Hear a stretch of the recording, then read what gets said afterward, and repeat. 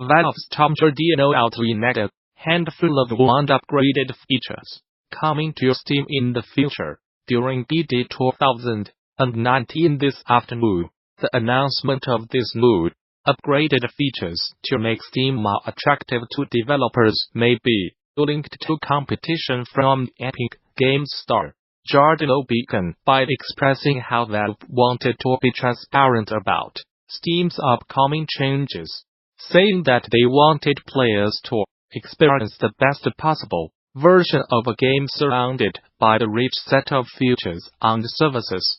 Valve's Alden Kroll took to the stage and introduced the new features. The first being Steam Events. It shows the players from a glance what's happening to the games in their Steam library, including event details, which events players can currently play, and a clear call to action.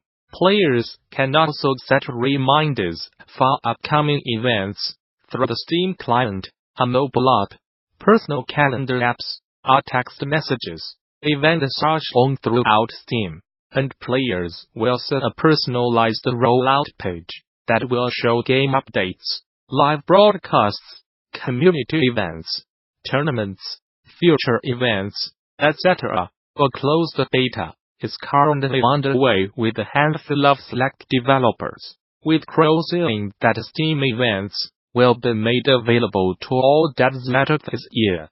In smaller notes, Steam's library page is being redesigned, with the finalized version being pushed out around the summer.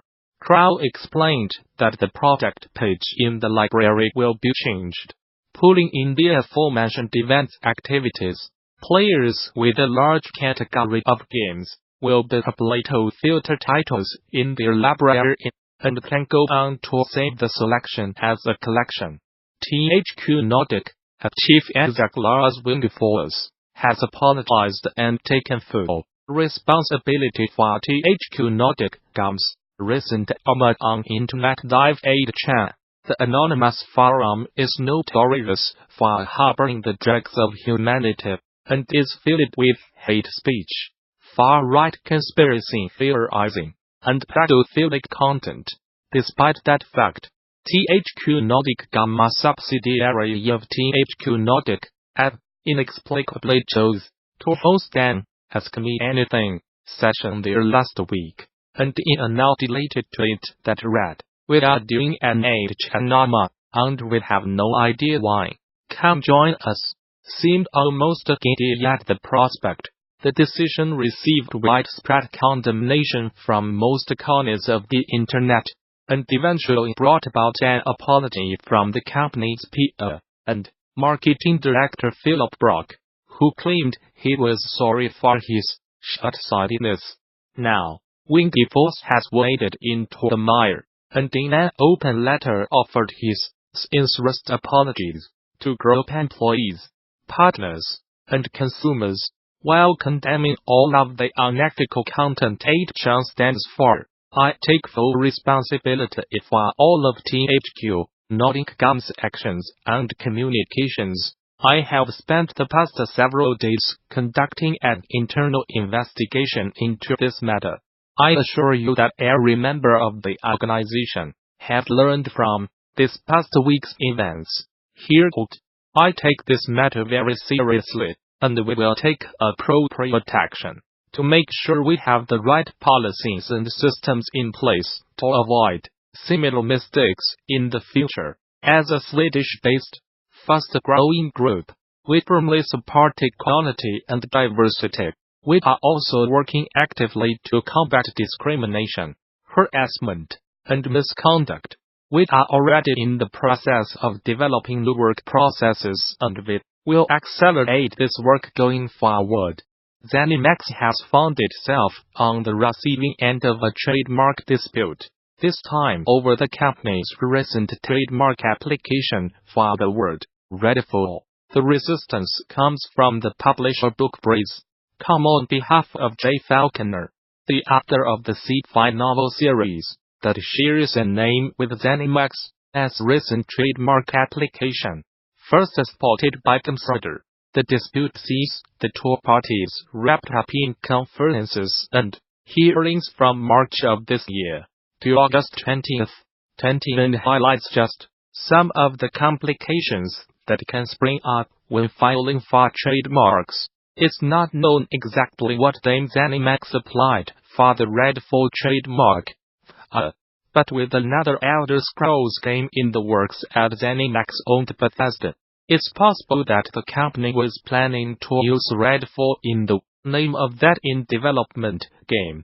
The problem there, as Gamasutra points out, is that the trademark could cause some confusion between Bethesda's game and Falconer's novel series, and potentially lead to bigger issues if Falconer's series ever gets some video game rendition. According to the author, his legal team attempted to resolve the issue before filing an official dispute, but was met with radio silence from ZeniMax at their return. My lawyers made attempts to contact gaming company to work out a simple licensing deal for them to use my Redfall name, tweeted Falconer.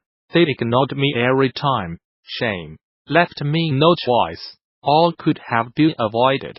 Just call my attorneys back. ZeniMax, of course, is no stranger to trademark disputes, though the few in recent memory usually have the company on the other side of the issue.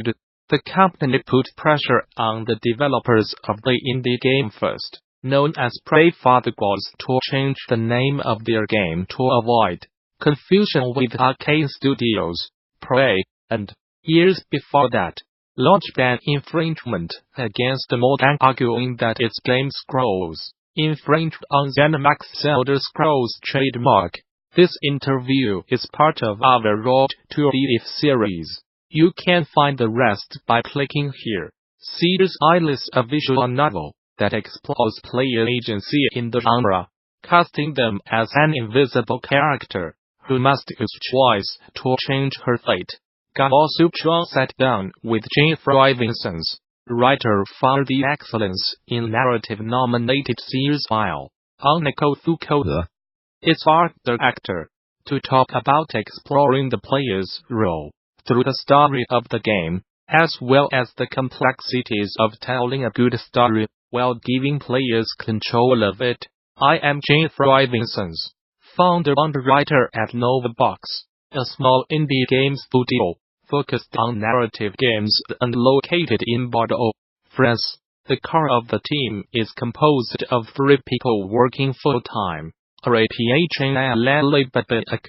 is the lead developer and charge of all things technical, Nico Fouqué, who is responsible for the art direction of our games, and most of the illustrations themselves, and me, Geoffroy. I am the writer, and I am also in charge of the boring administrative stuff. For everything we do not do in-house, we rely on a network of talented freelancers. For Seers Isle, we worked with 2 music composers, Camille Marcos and Julien Ponsoda. We had Rachel Capi and Alex Duelst, the English translation and proofreading of the vast amount of text that's in the game. We also had the chance to work with 3 talented art interns during the production: Ambre Sedogdo Esther Chahian and Manon Salomon Vincens. Novabox has been around for quite a while now. I founded the company in 2007, and during the first years, we were mainly subcontractors for bigger game studios in the Bordeaux area, working on Nintendo DS titles. Since 2013, we have been releasing narrative games, starting with Echoes between 2013 and 2015. It was an episodic game for iPhone and iPad, then Along the Edge in 2016. In 2017, we created an interactive novella called Orphan Age Diaries for our friends and fellow game developers, Studio Black Flag, to flesh out the universe and help promote their next title, Orphan Age. Orphan Age Diaries got a limited release in 2000, 2018 during Orphan Age's Kickstarter campaign, but it should be made widely available in the near future. Fouqué: I started working as a game artist in 2007. I have a Master of None profile, but I always was interested in illustration, and of course comics art. Fouqué: other inspirations came, of course,